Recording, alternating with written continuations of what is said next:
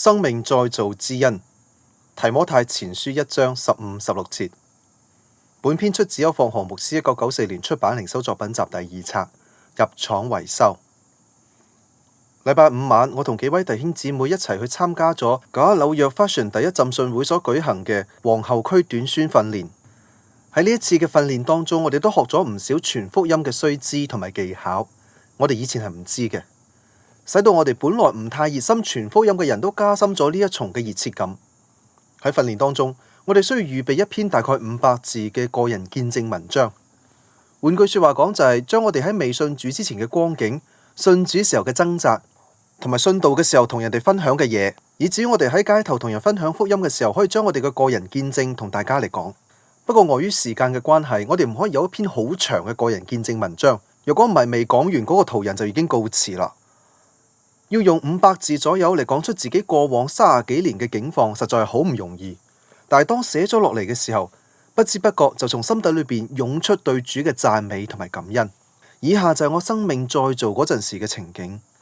自細就喺基督教家庭長大嘅我，並冇因為父母嘅信仰就將我模造成為一個好人。我由4歲開始就偷嘢，漸漸就養成咗一個習慣，一有機會絕不放過。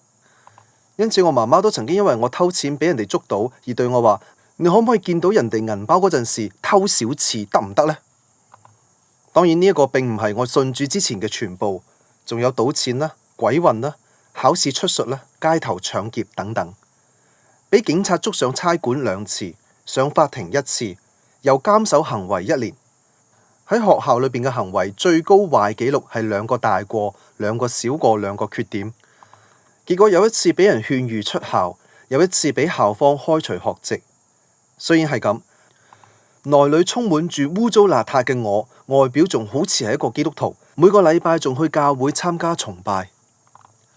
後嚟我嚟咗美國嚟讀大學，有一次因為喺大公司裏邊偷嘢失手俾人哋捉到，以為今次一定要坐監噶啦，唔可以再保持嗰種虛有其表嘅基督徒稱號。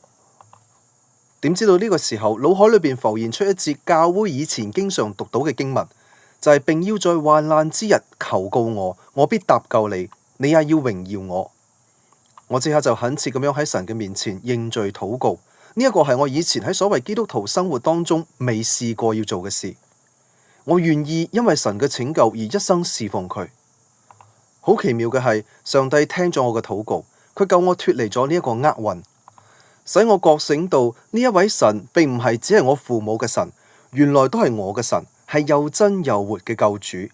自此我就專心喺神嘅話語上面去學習，更明白佢為我所安排嘅係最好又最豐盛嘅。